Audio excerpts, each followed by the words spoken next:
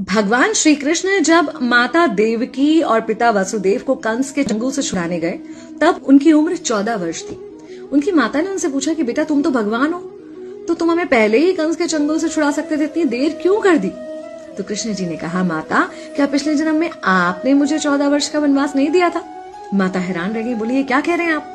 तब कृष्ण जी ने बताया कि पिछले जन्म में मैं राम था और आप थी माता कैकेयी और आप ही ने मुझे 14 वर्ष का वनवास दिया था और कर्म फल से कोई नहीं बच सकता माता, इसलिए आपको 14 साल का ये दुख सहना पड़ा। तब आश्चर्यचकित होते हुए माता ने पूछा, तो फिर यशोदा पिछले जन्म में कौन थी?